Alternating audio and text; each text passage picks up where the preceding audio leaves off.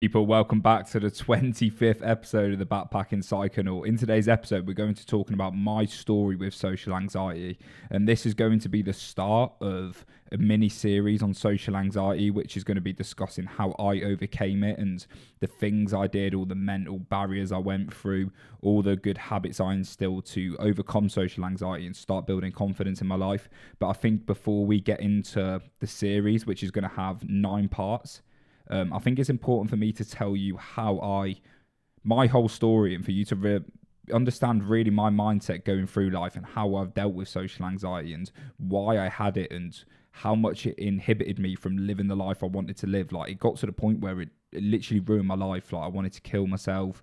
I was so severely depressed, and like, to be where I am today, being able to like sit here on a podcast, be confident, have conversations with people, have this believe in myself to go out and achieve whatever I want to achieve. It's incredible for me to be sat here today and be talking about this, and all I can have is gratitude for my younger self. And for anyone who's experiencing social anxiety, like, it can inhibit and ruin your life if you don't do anything. If you just sit in inaction and choose to stay away and seclude yourself, it's going to get worse. And when you're dealing with social anxiety to the extreme of what I did, you can't do anything. Every aspect of your life gets ruined, from your finances to your relationships to your physique to your health. Everything gets ruined by social anxiety, and it can be a massive thought loop that you get stuck in, and you start getting anxious about your anxiety, and you get anxiety at home thinking about social situations, and then you go into social situations more anxious, and you just seclude yourself in your room because you're constantly stuck in this thought loop. And because you're not exposing yourself to social situations that often, because you're so anxious, your anxiety gets worse. And like, this is the thought loop that I was stuck in for so long. And yeah, like, social anxiety literally ruined my life. But more than anything now, I'm grateful for it. I'm grateful I experienced social anxiety, and like, I still sometimes experience it. I'm grateful for that as well, because for more than anything, it allows me to improve myself, and it gives me a reason to keep on improving, and a reason to do these podcasts to help people overcome this sort of thing. And it just gives me purpose. I feel like I'm glad I went through all this stuff, and I went through all the lessons I had to learn, developing all the habits. So yeah, I'm really proud of where I am today. And I think anyone who's watching this who is suffering with social anxiety right now, like, if you're completely scared of social situations, you get the increased heart rate, the brain fog, you're just so anxious you can't even leave the house, there is a way out of this. And this is what I plan to help you with in today's episode and the upcoming episodes, because there is a lot to social anxiety. It's not as simple as people think it is, but you can definitely make improvements by implementing these things, and you can become the person you want to be just by doing these habits. So yeah, please listen in, because I'm not trying to sell you something. I literally want to do this because I've experienced it just like you, and like, I want to help you out, and I want to help people out who felt like I felt. So now I've got over that soppy little introduction, let's talk about how social anxiety used to affect me and how it ruined my life. So when I used to go into social situations, like, it's like I didn't have control over who I was or what I was going to say or how my body reacted. So I would see someone I knew from like school, or someone I knew from the town I live in, Newquay, and my whole body would just go into this weird panic attack where, like, my hands would start sweating. I would get brain fog. I'd become unable to like get my words out. I'd be stuttering all over my words. I'd be sweating loads, and I'd get this massive rush of adrenaline where I would be like pins and needles all over my body, and I couldn't think straight. It's like I wasn't actually there, and like, I would act in weird ways. Like, people were speaking to me, and my hands would be in and out of my pockets. I'd be like, couldn't look them in the eye, and then I'd be saying weird shit, doing weird things, and I was very aware of how it was very obvious to the people I was speaking to, and how it was making them uncomfortable. And this might have just been a thought loop in my head itself. Like, I might have just been overthinking it to the point where, like, I know he thinks I'm being weird, or I know that he knows I've got anxiety. I used to think that all the time, and that might have itself caused me more anxiety. But it was very obvious just by the way I was acting, by the way I couldn't be like present in the moment, my hands, everything I was doing, right? So I'd get all these like physiological feelings of increased heart rate, brain fog, sweaty hands, just couldn't think straight. And then once like the conversation finished, I would like rush out of there as soon as I could. Like my whole body language was like to avert from this conversation, get away as soon as you can. And then as soon as I would get out, like I would just be thinking about the conversation over and over again. Like, why did I act like that? What could I have said differently? What should I do differently next time? Did that person think I was weird? Like, oh no, he's going to go and tell all his friends that I'm a weirdo now. And so this is how my brain was working. It was constantly analysing every scenario that I got into that was social. And it was trying to constantly defeating myself and beating up my self-image, going like, you're so anxious. You can't actually speak to people. You can't speak to women. Why are you acting so weird all the time? Like, just get a grip on yourself. And then it got to the point where like this anxiety just got worse and worse and worse, where I couldn't even speak to my grandparents without having anxiety. Like I used to lock myself in my room when my grandparents would come over and just pretend I was asleep, because for some reason I got social anxiety speaking to them. And like everyone I would see, I would have this pure panicky like feeling in my body, and it was absolutely horrible. It ruined my life for like a year and a half, 2 years. And it got to the point where like it made me like suicidal and depressed, where like I just didn't even want to leave my room. Like the thought of dealing with this for the rest of my life was just completely unbearable. And like I've literally got journals that I writ from when I was like prime social anxiety, where I'm like debating killing myself, and like it got that bad, but I just never really like reached out or told anyone. And through like a process of just this realization that I could rather end it right now, or I could just try something to see if it would alleviate some of the symptoms. And through that process of trying things, here I am today, like well confident, well happy. And yeah, like there's a way out of it for people. Like please don't feel like you're stuck in this thought loop or you're broken, because you're not. There is ways around social anxiety. There's a reason you have social anxiety, and it's your responsibility to take it into account and start working through it. And like it's a story to tell people. Like think now, if you're in the depths of social anxiety, you can start making choices now to start overcoming it, and then in a couple of years time you can tell that story. You can be the person that overcame this obstacle and really started improving themselves and start helping other people. And you can be there speaking to people with confidence. You don't have to have that chatter in mind all the time. There's things that you can do to deal with these insecurities and these anxieties, but it's a process. You need patience and resilience, and you also need to be willing to sacrifice and learn and put yourself in uncomfortable scenarios. It's not easy, but there is no other option. So yeah, as I said before, that anxiety was really bad for me. And if I really look back to where it started, I had it in school. So I just didn't know it was social anxiety when we was going through school. I was probably like 13, 14. This was maybe 2013, maybe like 2011, 2012. I started in year 7. And I remember just never feeling like I like connected with people. And this is probably even before that, when I was at primary school as well. But I was always like, I had to put on this facade to impress people. And then I think when I got into like year 8, year 9, as you hit puberty and you start becoming like more testosterone filled, and you become more aware of the social hierarchy of school, like how popular you are, and that like this just ramped up and got even worse. And I remember I was like confident around people I thought I was more popular than. Like this is a weird state of mind to be in already, but like I've seen everything through this lens of being popular. So like people who I deemed myself to be more popular than, I was like really confident around, and I would just be like this funny lad taking the piss out of everyone. And then as soon as I got around people that I didn't deem myself as important as, or like confident as, my anxiety would just go through the roof, and I'd be unable to be me, and I'd have to put on this facade of this person who takes a piss all the time and is well funny, and like, I'd have to act up.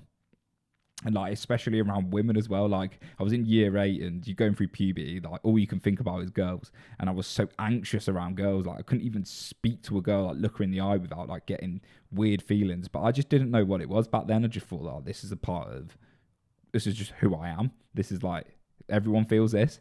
And this carried on through the whole of school. Like never had the confidence around girls. Like I always there was a big like girl group in our school, and I always used to try and like impress them, but I could never speak to them. So I'd be sat at home thinking like, what can I do to have a conversation with them? And then you're scrolling through like Instagram thinking, oh, I wish I was in the popular group. All these like went to a party last night. Why did I not go? And like just in this weird, like really negative state of mind where I'm constantly comparing myself to other people and wishing I was someone else, someone that I wasn't. So yeah, so then through school, that just carried on with me. But obviously, I wasn't aware of what it was and like how I would even combat this feeling. I just thought everyone felt like that, and like it's just normal. It is what it is.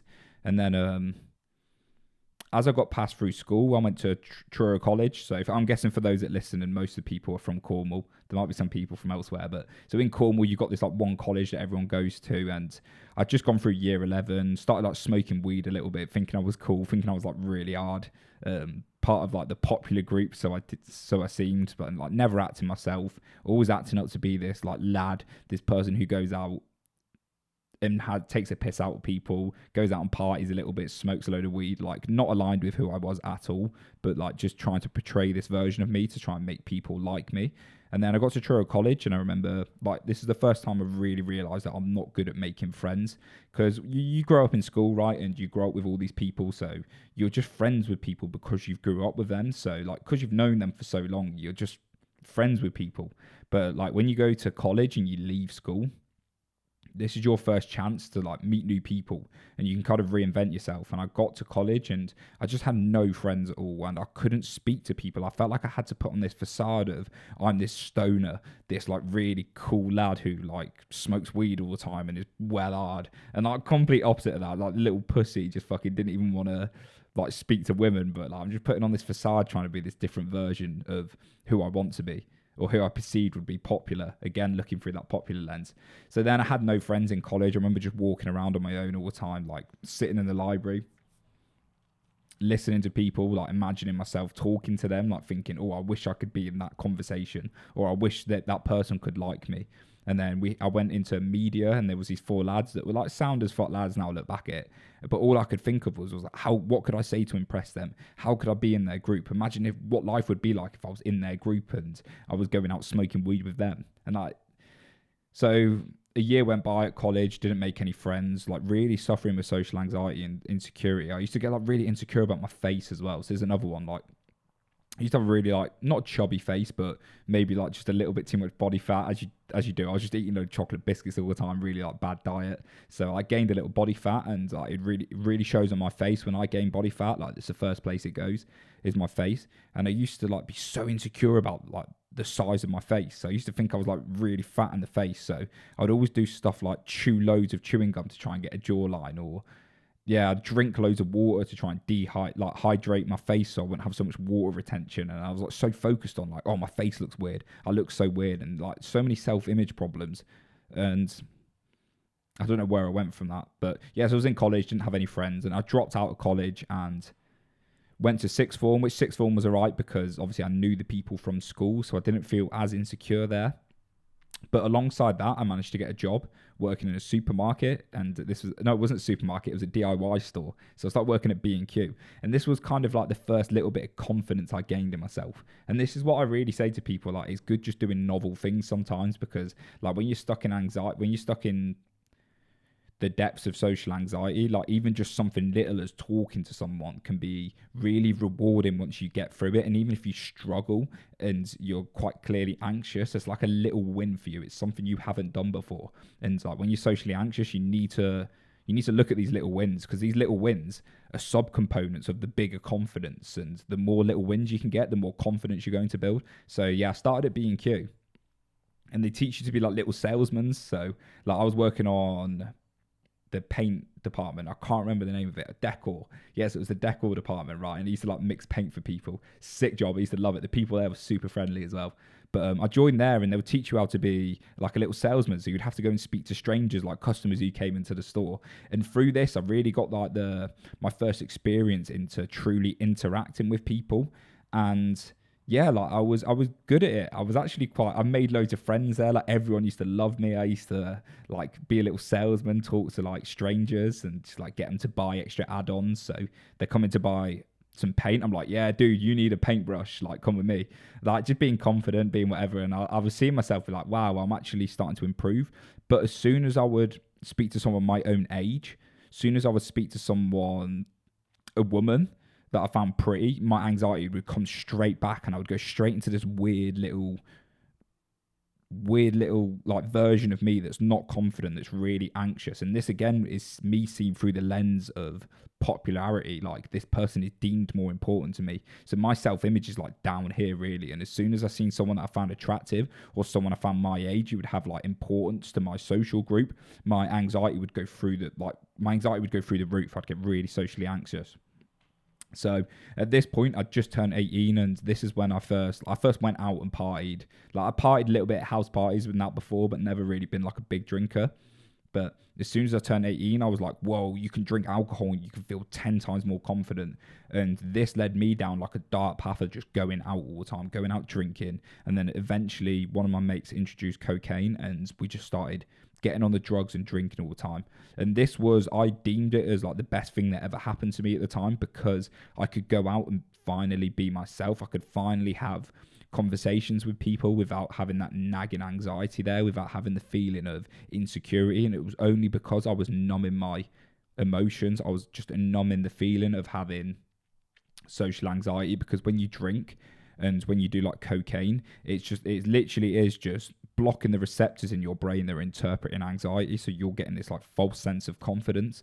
And I used to thrive off this. Like, I would go out and get fucking blackout drunk, not remember any of the night, but I might have like pulled a girl here or there. Yeah, I might have got this girl's number, and then I'd live off that for the week. I'd be like, yes, everyone look at this. Like, I got this girl's number on the weekend. I went out and sniffed a load of cocaine, thinking I was really cool, thinking like this is what life is about now. So but then when I would see these people sober, anxiety would kick straight back in. It would go through the roof, and it was like I was living this disconnect. I was living this lifestyle on the weekends where I just get blasted. I get absolutely battered, and I'm like super confident, super popular. Like, I've got like a big friendship group and that. And then I would have to live my normal life during the week and be riddled with social anxiety. Never be able to speak to women sober. Like, it was only when I was drunk. And yeah, it was a really sad life. And I used to like live for the weekends, or like I used to go like 4 times a week, so not even just the weekends. And I just live for that beer. When can I get a pint so I can feel good? When can I sniff some cocaine so I can feel confident? When can I drop a pill so I can go and pull some women? Like, that was the lens I was looking at life through. So yeah, after I finished sixth form, because I went back to sixth form, as I might mention before. And at this point, I'm like 19. I took a year. I was meant to go uni straight away, but like I took a year out just so I could go out and party in Newquay, and like the town I'm from, because I was loving it at the time.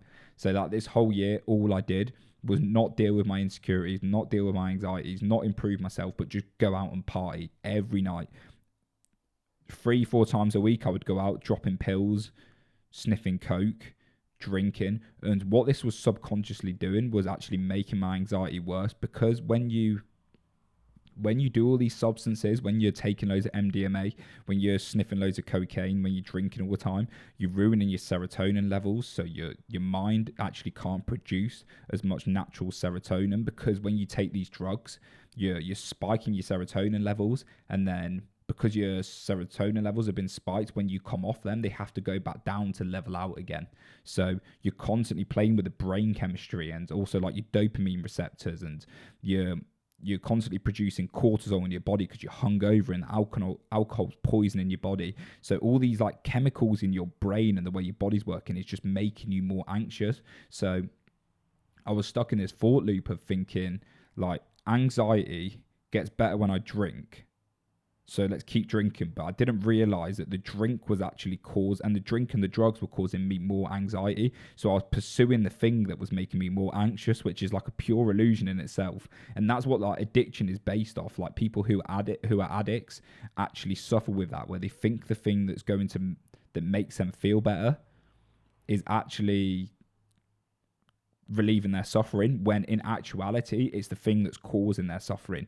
So yeah, addiction's a weird state of mind. And like there's a book called Alan Carr, How to Stop Drinking, and he explains this in a beautiful way as how addiction actually works and how you can stop addiction with just beliefs. But obviously I didn't know that at the time. This is me looking back at hindsight thinking, what are you doing? Stop going out partying and drinking. So yeah, obviously I got that false sense of confidence from drinking. I went on a few lads' holidays, went to festivals, like just doing pills every weekend, cocaine every weekend, really destroying my brain and my body, but thinking I'm living the life. And then it was time to go uni. So I'd just done a few festivals, done a holiday, and it was time to move up to uni. And the night before I went to uni, got on loads of MDMA. I was so rough going up there. Like, my parents drove me up. I'm in the back of the car, like, on a come down, eyes rolled to the back of my head, my jaw's like kind of like chattering still. I'm like, oh, what's going on? Got straight up to uni, and I remember I took my PlayStation up there, and I remember sitting in my room and like turning my PlayStation on, and I was like, nah, like, this isn't happening. I'm not going to meet anyone playing PlayStation. So I just put in the group chat, I was like, the only thing I knew how to do was, anyone want to go for a pint? And then I met like a couple of mates through that, and within 3 hours of being there, I was sniffing ketamine. So what's changed there? And that was my way of socializing back then. It was like making myself out as this partier, as this cool person who's well confident, who sniffs a load of drugs. And that's where I got my self-esteem from. So I got to uni, met loads of people, was really social, but it was all through the lens of partying, all through not being myself, because I was actually interested in improving myself in like businesses in the gym, but I just never allowed that side of me to come out because I was so suppressed by the ego that I was trying to portray to people. This persona that I wanted people to think I was taken over. So yeah, I went there, just started sniffing loads of drugs again, taking a load of pills. And then I met a girl up there, and so I'd never had a proper girlfriend up to this time. I've had like sex a few times with like some girls here and there, but like I never had control of my dating life because I had social anxiety. But I met a girl out there who like I really fancied. Like, this was the first girl I looked at and I was like, whoa, she is like, yeah, I proper fancy her. But again, it was all around partying and like going out. So our whole relationship, it wasn't even a relationship, I was just seeing this girl, but our whole lens of looking through things was like going out and partying. And like eventually my insecurities, my anxieties kind of caught up to me, and I couldn't even like socialize with her when we was sober. So I felt like when I was sober, I was completely different to when I was fucked, and when I was on drugs or when I was drinking. So I was always thinking like, what does she think of me? She must think I'm weird when I'm sober. And then she ended that with me, because obviously like I just didn't feel comfortable in myself, and like even my sexual experiences were so limited that I used to get anxiety about having sex. So that anytime I would have sex with a girl, I would have to be blackout drunk again, or like really destroyed, because that I was so nervous about having sex. Like, that's such a big thing, especially for a young lad, that I couldn't imagine myself doing it sober. And when I was sober, like, this is probably too much, but like, I would just come really quick, or I wouldn't be able to get hard on. I'd have erectile dysfunction, and then I'd blame it on the drugs. I'd be like, oh, it's because of the drugs on the weekend. And like this weird state of mind, but I was so scared of even just having like sexual interactions with women. Like, I couldn't even interact with women face to face without being blackout drunk. So how am I meant to have sex with a woman sober? Yeah, so like I really struggled with just holding a relationship. So then that didn't happen. And then once she like was like, yeah, this person's not for me, whatever, he's got his own problems, then I just started going into more drugs, going out partying again, sniffing loads of ketamine, and this just made me even worse. And it got to the point where we went for a night out in a club called Motion in Bristol. I don't know if anyone knows that, but it's like this proper heavy drum and bass club. And like I just broke down. Like, I was on my own. I think I fell out with one of my mates for some reason because I was blackout drunk, being a knobhead. And like I just broke down. I remember calling my parents. I was like, look, I hate my life. Like, I can't deal with this anymore. So then I came back, dropped out of uni. And this is when it got worse. So like up until then, I had an excuse. I had a reason to go out partying all the time. Like, I wasn't working that much. I only had to do little bits of uni work. So my whole life could be evolved around like socializing and partying. But as soon as I dropped out, that self-image that was Alex at university, I'm a student, dropped. And now I am just someone who works at a supermarket. And for some reason, this just really affected me. Like, it got to the point where like as soon as I dropped out, my social anxiety ramped up like 20-fold. And also I think it was because I stopped doing drugs. So I was on a massive come down as well. Like, I was still doing them, but not to the extent I was at university. So I must have been on like a huge come down, plus this self-image problem I had of like, I'm someone who just works at Morrison's now, works at a supermarket, and my anxiety just went through the roof. And this was to the point where like I would see people from the town I'm from, and I would get all these feelings I was saying before, the increased heart rate, the brain fog. Like, I couldn't hold a conversation, eye contact with people. And like this went on for like 2 years really. This is, I'd say, about a year and a half where it was like extremely bad, where like I was just so anxious. I would go home and cry all the time because I just hated my life. I was like incredibly depressed. I've literally got like journals, as I said before, just like talking about how bad my life is, how much anxiety I have, and like I was just stuck in this negative way of thinking and like behaving. And like it'd get to the point where like I would see people, like I'd be working in Morrison's stacking shelves, and I could never like make friends in Morrison's because like I was so anxious. And then I would see people I knew, and I would just run straight off into the chiller because I was like, I don't want to speak to them. And then my heart rate would be going in the chiller. I'd be in the chiller like with my heart rate going, like thinking, do you think he's gone yet? Do you think she's gone yet? Like I don't have to speak to her. So yeah, this happened. And it got to a point where, like, as I said before, I wanted to kill myself. I was like, mate, dude, I cannot deal with this. And there was this one day where I'd been meditating for a while. So, like, I was so desperate to have a solution to overcome this. It was like, I'm rather going to kill myself or I'm going to get over this. So, like, I said to myself, well, I'm going to start meditating because I did some research online and I read somewhere that mindfulness can help. And it's a guy called Sam Harris, actually, because I still remember the quote that he said. And this is like top tier advice still to this day.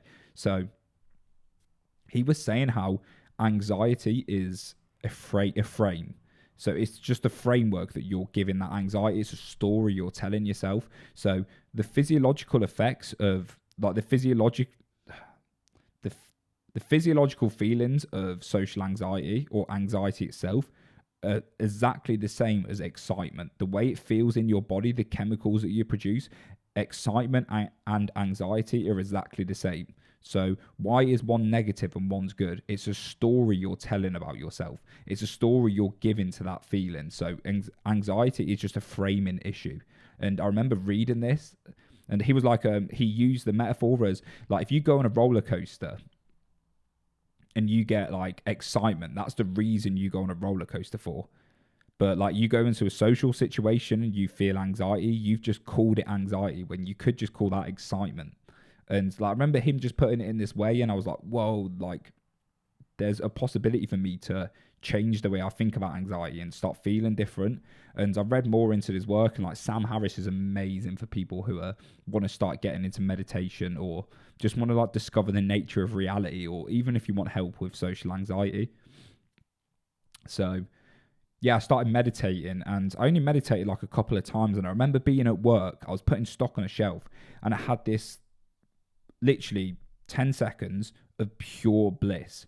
Like there was no chatter in mind. There wasn't this state of stress in my body. There wasn't this feeling of anxiety. There was just nothing. Present moment. I was just putting something on the shelf and I felt content and happy and confident. And that lasted for like 2 minutes. It was really weird. Like I don't know where it came from. And obviously I know now that it's just being in the present moment through like hours and hours of meditating. Like I get that quite often now, but I never experienced that back then. And I remember thinking, like, I want to live in this state of mind. Like, that state of mind is amazing. I didn't have anxiety. Like, I just felt amazing. But I actually get, fucking hell, I get a bit emotional thinking about it because, like, for me at the time, like, I was stuck in such a negative state of mind. And I just remember that feeling of, like, pure blissfulness. Like, I literally felt like I'd escaped who I was for once. And I was just there. And ever since that, I was like, right, there is a way out of this. Like I felt like that, and there's something I can do to feel like that. I can work towards it. So I put myself into therapy, and I went and seen a therapist, and it was honestly a waste of time. Like they were trying to undiscover all these past traumas, or they were just doing it in a way that didn't relate to me. And I was so anxious that I couldn't share my stories because I went in there and it was a woman, and like I'm in this weird state of mind where I can't speak to women. I'm well anxious. And then I'm sat across this woman trying to tell her my most embarrassing stories. I'm like, no, I had no chance. That's not happening. So I didn't really get much from therapy. Maybe I just utilized it wrong. But I even think like the way it was structured, it's not a good way of looking at the mind. I just don't think they understand the mind correctly, in my opinion. And so it didn't help at all. And I know loads of people that have been to therapy and it just doesn't help. But it could really help for you if you go and see a good therapist. That could be a really good option. But I would do some research because the one I used, which just wasn't great. But that's going off tangent. So I experienced that, started doing therapy, and then I really got into meditation, and meditation was my first insight into like just feeling better and making better choices. And I remember I was like, I used to have to work at 3 in the morning, 4 in the morning. So I'd get up at 4, get to work for 5, and I would make sure I got work early so I could meditate in my car, just so I could say hello to people without feeling anxious. But I was like, right, I need to get there and meditate. I need to get there 20 minutes early. So 20 to 5, I need to get to Morrison's car park so I can meditate in my car for 20 minutes, so I can spend the first couple of minutes of the day, the hellos, the good mornings, in not this like mad anxious state. And that's how my meditation practice started. It was like the first real self-improvement habit. And I started feeling more confident in myself. I was still riddled with anxiety. When I say started feeling more confident, it was like a little bit better than what I was. But I was like, it was the first insight into, whoa, here we go. Like, I can feel better. So started doing that. And then I think at this time, this is when I got into the gym. I might be wrong because this was before COVID. And I remember I started at the gym when COVID happened. And then obviously the lockdowns happened and I didn't work out for another year. But I went to the gym for like 2 months. And then again, that was another confidence builder. I didn't put any size on. I didn't do anything with my physique, but it just made me feel better. So I was meditating and going to the gym. And I was loving it. I was like, yes, this is the first little insight into actually being more confident. But then COVID happened. And I remember at the start of COVID, I was like, just sat there playing PlayStation. I was literally just smoking weed with my mates, playing PlayStation. I'd go to my friends and sesh it sometimes. I'd sniff a load of coke and that. And I remember just thinking, right, I don't want to do this. Like, I would sit there from 8 in the morning. I would turn on FIFA and I would sit there till 11 p.m. and then do the same again. And I was still working, but on my days off, that's what my day like routine would look like. And like smoking weed, eating junk food. And I was like, nah, I just don't want to do this. And like, I got fed up on my PlayStation. So I was like, I'm just going to sell my PlayStation. Like, let's just get some money. Because I was skint at the time as well. I didn't have much money. So I sold my PlayStation. And this was a massive part of me becoming successful again, because as soon as started becoming successful, because as soon as I sold my PlayStation, that was one big distraction I had removed. It was an ability for me to like be more present and be there. And obviously from the meditation I was doing, and now cutting out one big distraction, because for me, like, PlayStation would be that comfort zone. It'd be, I don't have to deal with my problems. I don't have to deal with my anxieties. I can come home, sit there and switch off and play PlayStation. I don't have to think about anything. I can be numbed. So I sold my PlayStation and I had all this free time as well. I was like, right, I can't sit there 8 a.m. to 8 p.m. now sweating FIFA. So what am I going to do? I'm like, right, I'm going to start working out at home. I'm going to start meditating more. I'm going to start journaling. And I started doing all these things, like these self-improvement habits. And I started going on YouTube, like researching self-improvement, how to meditate, what to read, and started like looking into all these like weird self-improvement channels that were like popping off at the time. And this was my first insight to self-improvement, and it was amazing. Like, I really enjoyed it. It brought up its own set of problems, because like the more you watch about self-improvement, you start getting this idealistic version of yourself, and you can compare yourself to that, and you think it's all about being productive all the time. Like, I'm not doing this, and like, all life is self-improvement. Just because you're not doing a good habit doesn't mean you're not improving. Like, if you're learning from everything you're doing, then life is self-improvement. But people tend to think like, I need to be constantly reading, meditating, fucking cold showers on no fap, streak 10 million, like all these self-improvement habits. You can start beating yourself up when you're not doing them. And that was a stage I went through, but I choose that all day over the degenerate life I was living. So yeah, sold my PlayStation, started like working out at home, and then I became a supervisor at Morrison's. So my dad was the store manager at the time, and he said to me, he was like, Alex, I need a team leader to open the home delivery department. And there was 3 other team leaders at the time, or 4. And he was like, I need one more. Do you want to do it? And I was like, no chance, mate. Like, I can't even speak to people still, never mind lead people.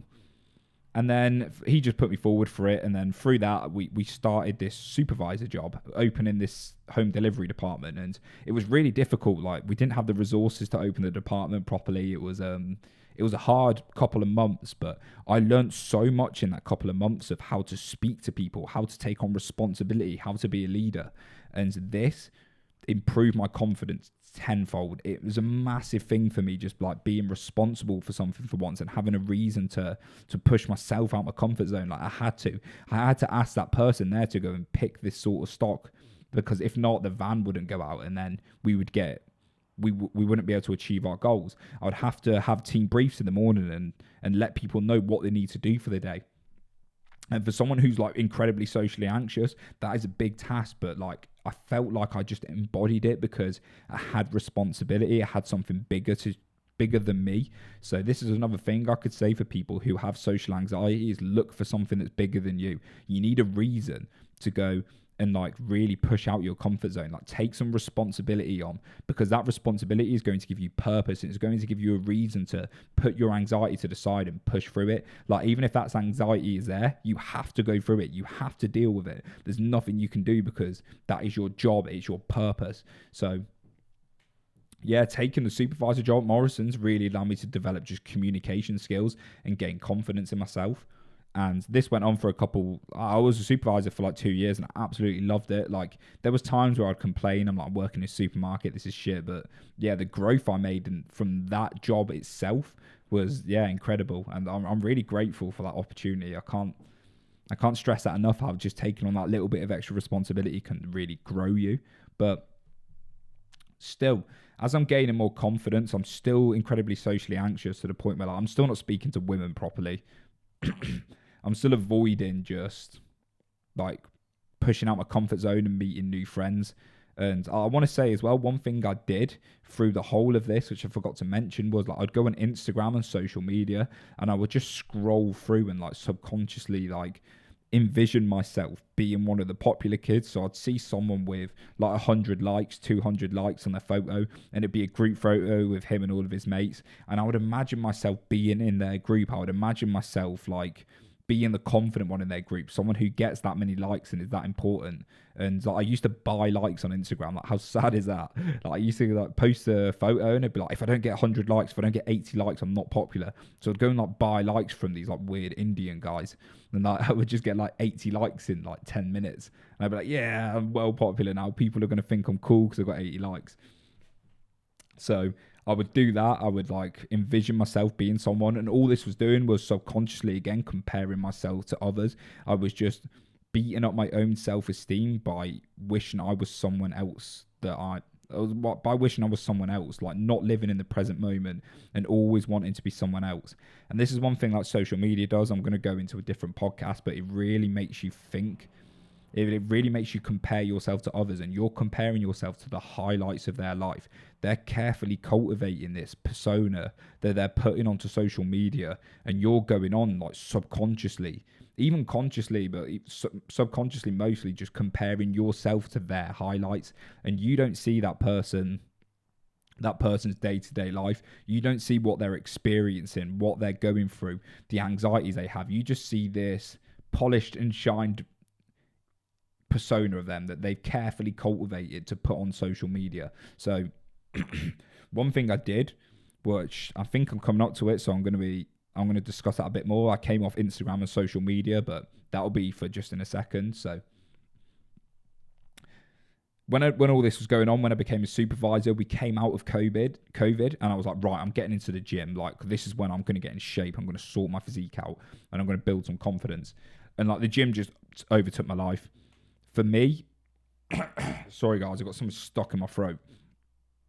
For me, this was just the biggest thing that changed my life. Oh my God, I can't even explain to people how much the gym changed my life. I remember getting in there and I wasn't too sure what I was doing, but I was so obsessed with it. I just loved it for some reason. For me, it just clicked in and I could see like tangible results of my body changing. So I'd go to the gym every day. I'd get in work at 4 a.m. I'd finish at 12, 1, and I'd go straight to the gym. I would eat a massive bowl of porridge as this like pre-workout, and then I'd go straight to the gym. And like, I was really bad at it. I wasn't performing the exercises properly, but I was like, I don't care, because I've seen a little bit of a bicep muscle. Like, my chest is coming on a little bit. And then the gym just forced me into a whole different world of improving myself. Like, I was anxious there, but then I'd meet people who were a bit more understanding and who would help me out in the gym. So I was socializing that way. But more than anything, I was just seeing myself be good at something for once. I was seeing my ability to like go in there and like be obsessive about something and improve on myself. And I spent all my time researching about the gym, how to get a good body, how to grow my biceps, how to perform this exercise properly, what I can do next, like how do I track calories. And like this just gave me so much confidence. I was still like really anxious, like quite anxious, still couldn't speak to women, still couldn't really socialize correctly, but it was my first insight into being like confident, into like getting good at something. And this in itself just like really propelled me to like this self-improvement, because then I started watching Hamza on YouTube, which is if no one's ever heard of him, he's this YouTuber. Really good advice. I really like the guy. And like he started saying how like you should get in shape, you should improve yourself, you should start reading, journaling. And because I've already been getting into shape, because I've already been like really working on myself, I really took his advice seriously, and I went into this kind of like monk mode after COVID, where I was just like, right, just lock yourself. Guys, I'll be 2 seconds. I'm just going to go and get a drink of water.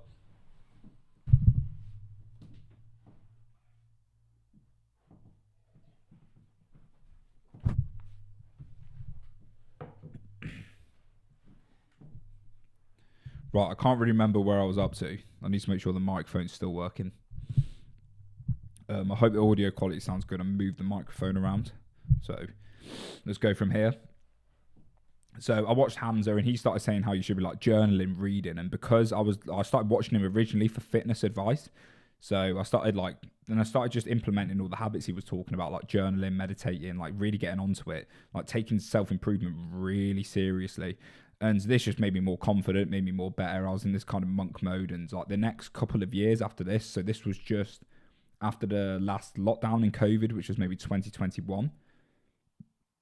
I just went, the start of 2021, I think, maybe the end of 2020. I just went on this mad internal journey of just building really good habits, getting in really good shape, learning how to understand the mind and the body, reading loads. And this was where I started to change. All this internal work really cultivated in where I am today. And it's like the foundations that I think you need to set up. So the way I did it, which like you can tackle social anxiety in many ways. And a lot of people just say, go out and expose yourself to uncomfortable situations. I don't think that's necessarily the best way of doing things. The way I did it, and what I think really helped me, was I just sat inside, not secluding myself, but I worked on myself. I made sure I meditated. I started understanding my thought patterns, my beliefs. I learned about my body and my mind. And I did all this internal work, understanding how my brain operated and all the past experiences I've had. And I really focused on just like myself. And yeah, I put myself first in front of everyone. I stopped worrying about what people were thinking. I came off social media for a year. Didn't use Instagram, didn't use Facebook, only used YouTube to watch Hamza and some other self-improvement channels. And this year, this internal work is what's allowed me to build the external on top of it. And I think that foundation is so important. Like, if you're going out there and just pushing yourself to uncomfortable scenarios, you are still there. Just because you're getting better at handling the uncomfortable scenarios, the person who's anxious is still underneath that. Like, you need to do a certain amount of reflection. You need to do a certain amount of self-improvement to build this person up. The person underneath, this persona that you're portraying, the persona that's getting good at socializing, you need to build that person up, and you need to make them like meet each other in the middle. So you need to have internal work. The internal work is just as important as the external. There's no point just going out there and trying to socialize and trying to overcome your anxiety that way, because you're going to have the you who's still following. He's still going to be there. And this is what I did. I just worked on myself for like two years, really. Like a year, I would say like a year and a half. So it was the start of 2021. So yeah, a year and a half, I just worked on myself, really grinded, like meditating 30 minutes to an hour a day, journaling, going to the gym, diet. But then something happened. So like, as I was getting to like midway through that year of working on myself, I started getting loads of eczema come back. So like when I was younger, I used to suffer with eczema, and it used to get really bad to the point where like um, my face was just always like scabby and like flaky and dry. Like my eyes used to get really swollen up, and yeah, because of that, I'd be itching them and they would get infected. And then my eczema came back when I was like in the middle of this self-improvement phase, and I was like, what is going on? Like my eyes are like blowing up again, and I'm like going into work looking like I've been punched in the face. And like, yeah, this really brought my anxiety back massively because I was so like insecure about the way I was looking. Like I wasn't the most secure person in the way I looked. Like I was far from it, but I was so insecure about how I was looking that, yeah, like this made me like seclude myself again. And I was like, I need to sort something out. So I went on this journey of understanding like where my eczema was coming from. And I'd go into the doctors and they'd be like, yeah, just put this cream on it.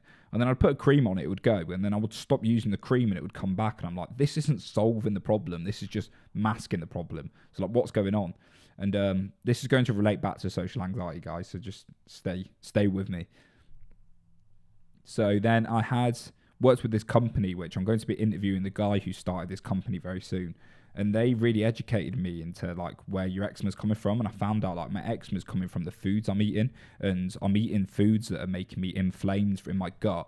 And eczema is an autoimmune disease, so it comes from the gut lining being dissolved by food you're intolerant to, or you have like foods that are bad for you, and you're getting undigested food particles go into your blood system, and then your white blood cells are attacking them undigested food particles as a virus, and that's causing inflammation. And then that was coming out in eczema in my skin. And this company taught me this. They were like, right, these are the foods you need to eat, these are the foods you need to avoid. And like my eczema went instantly. But another weird thing that followed this was my anxiety went by like 60%, 70%. And I was like, what is actually going on here? I've not just cured my eczema, but have somehow cured a lot of my anxiety. Like, what is going on? And I started to realize that like a lot of anxiety and a lot of the symptoms I was having was coming from a physiological point of view as well as a mental point of view.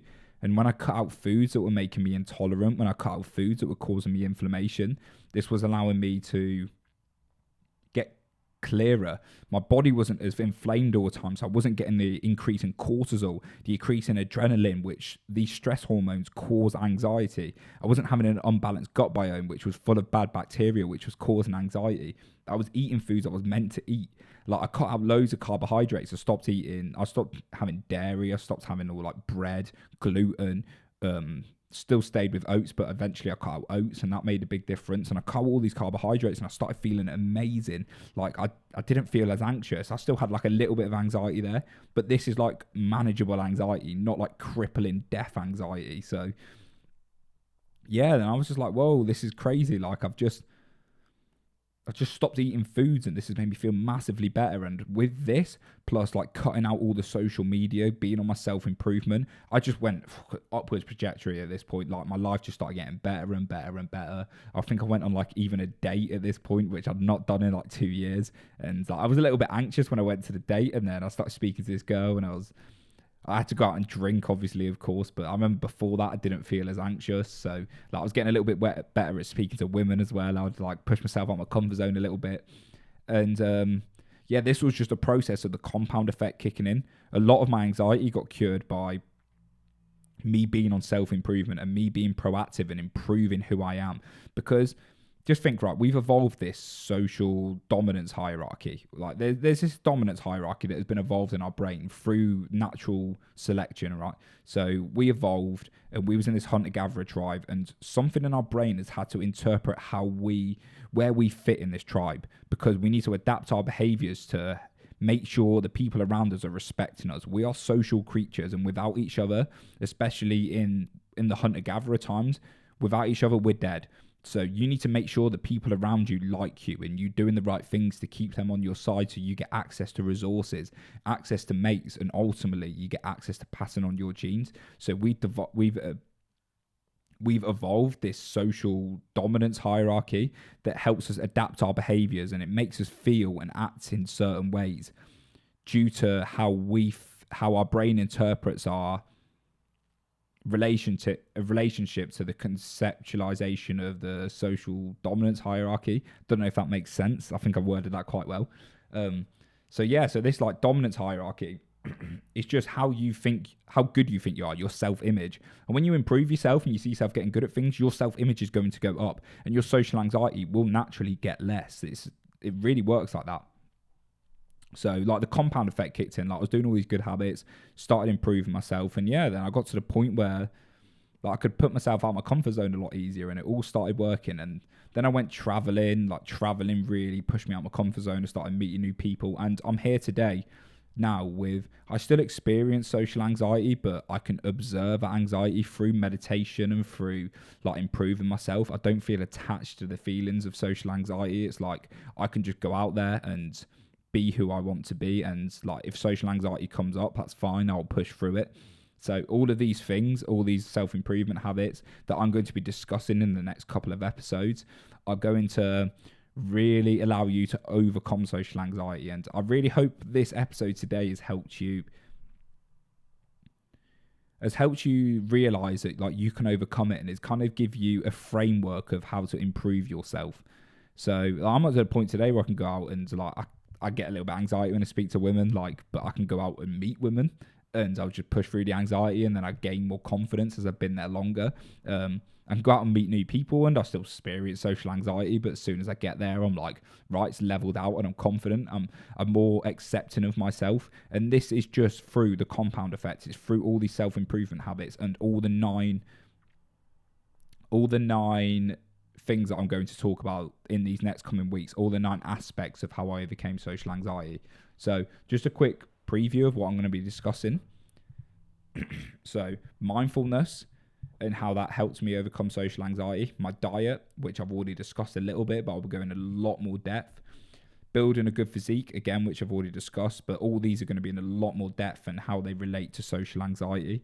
Optimizing my health, exposing myself to outside my comfort zone, accepting my younger self. I'm going to talk about archetypes and exploring sub-personalities, which is going to be really interesting. I think you'll really like that episode.